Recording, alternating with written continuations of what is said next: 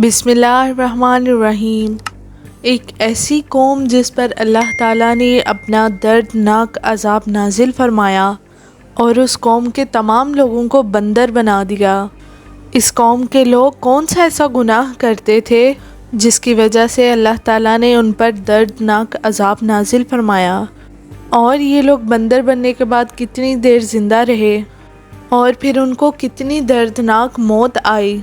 جب یہ لوگ بندر بن گئے تو اپنے عزیز و اقارب کو دیکھ کر کیا کہتے تھے، اور کیا آج کے دور میں پائے جانے والے بندر اسی دور کے ہیں؟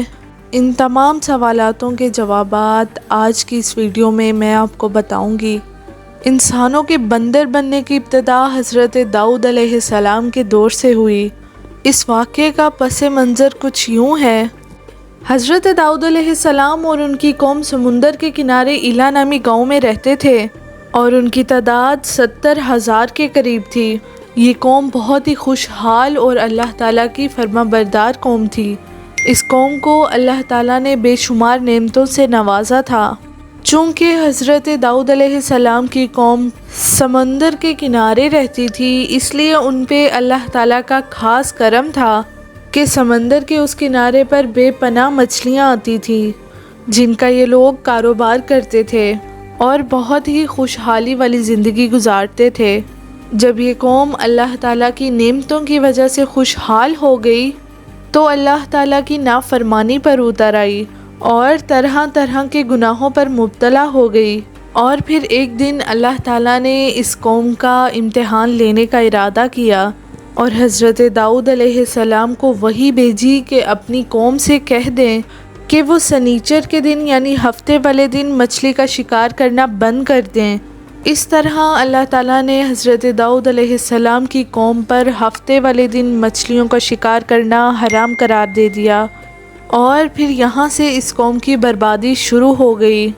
حضرت داؤد علیہ السلام نے اپنی قوم کو بتایا کہ اللہ تعالیٰ نے ہفتے والے دن مچھلیوں کے شکار کو حرام قرار دے دیا ہے، تو وہ لوگ بہت ہی زیادہ پریشان ہو گئے اور ساری قوم سر جوڑ کر بیٹھ گئی، کیونکہ ہفتے کا دن ہی وہ دن تھا جس میں مچھلیاں وافر مقدار میں آتی تھیں اور خود بخود کنارے پر آ جاتی تھیں، اور باقی دن ایسے تھے کہ بہت کم اور نہ ہونے کے برابر مچھلیاں پکڑی جاتی تھیں۔ اس قوم کا گزر بسر چونکہ مچھلیوں کے شکار پر تھا، اس وجہ سے اللہ تعالیٰ کا یہ حکم سن کر یہ قوم پریشان ہو گئی۔ یہ نہیں جانتے تھے کہ اللہ تعالیٰ کی طرف سے ان پر یہ ایک آزمائش ہے۔ پھر ایک دن شیطان نے ان کو وسوسہ ڈالا کہ سمندر سے نالیاں نکال کر خشکی میں بڑے بڑے حوض بنا لیے جائیں۔ جب ہفتے والے دن مچھلیاں آئیں گی تو ان نالیوں میں سے ہو کر ان بڑے بڑے حوضوں میں آ جائیں گی، اور اس طرح پھر ان نالیوں کا منہ بند کر دیا جائے، اور پھر اگلے دن یعنی اتوار کے دن ان کو پکڑ لیا جائے۔ شیطان نے اس قوم کو ورگلایا کہ اس طرح ہم ہفتے والے دن سے بھی بچ جائیں گے اور مچھلیاں بھی ہاتھ آ جائیں گی اور وہ بھی پکڑی جائیں گی۔ بہت سے لوگوں کو یہ ہیلا بازی اچھی لگی اور انہوں نے ایسا کرنا شروع کر دیا اور سمندر سے چھوٹی چھوٹی نالیاں نکال کر بڑے بڑے حوضوں میں ڈال دی، جس کے ذریعے وافر مقدار میں مچھلیاں ان حوضوں میں داخل ہو جاتی۔ اس قوم کو شیطان کا یہ ہیلا بہت پسند آیا، لیکن اس قوم نے یہ نہ سوچا کہ جب مچھلیاں قید ہو کر حوض میں آ گئی تو مچھلیوں کا شکار ہی ہو گیا، اس لیے یہ شکار بھی ہفتے والے دن قرار پایا جو اللہ تعالیٰ نے حرام قرار دیا تھا۔ اس موقع پر یہودیوں کے 3 گروہ ہو گئے۔ کچھ لوگ ایسے تھے جو شیطان کے اس ہیلے پر منع فرماتے تھے اور ناراض و بیزار ہو کر اس شیطان کے کام سے باز رہے، اور کچھ لوگ اس کام کو دل سے برا جان کر خاموش رہے۔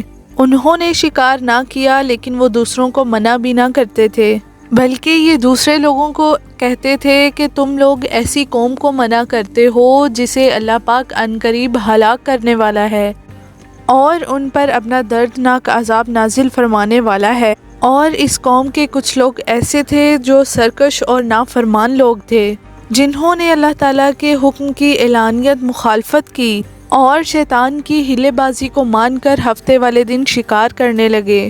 یہ لوگ اللہ تعالیٰ کی کھلم کھلا مخالفت کرتے اور ہفتے والے دن مچھلیوں کا شکار کر کے ان کو کھایا کرتے اور بیچا کرتے۔ حضرت داؤد علیہ السلام کی قوم کے 1200 ایسے لوگ تھے جو جاننے کے باوجود بھی ہفتے والے دن مچھلیوں کا شکار کرتے۔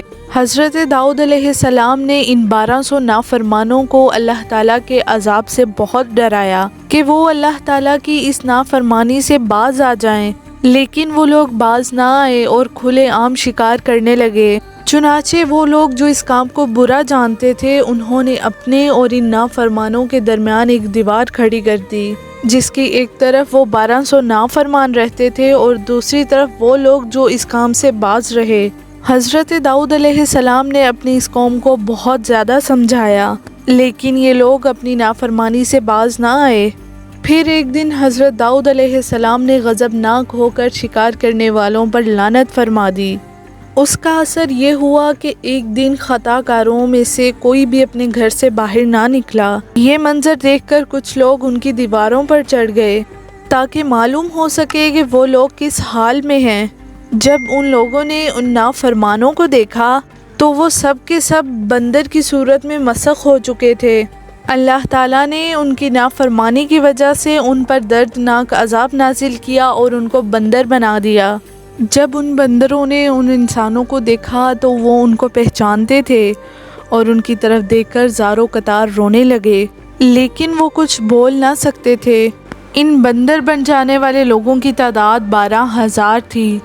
اللہ تعالیٰ سورہ بقرہ میں ارشاد فرماتا ہے، اور بے شک ضرور تمہیں معلوم ہے تم میں کہ وہ جنہوں نے ہفتے میں سرکشی کی تو ہم نے ان سے فرمایا کہ ہو جاؤ بندر دھتکارے ہوئے۔ یہ لوگ 3 دن تک زندہ رہے۔ اس طرح یہ لوگ نہ کچھ کھا سکتے تھے نہ ہی کچھ پی سکتے تھے، بلکہ یوں ہی بھوکے پیاسے سب کے سب ہلاک ہو گئے۔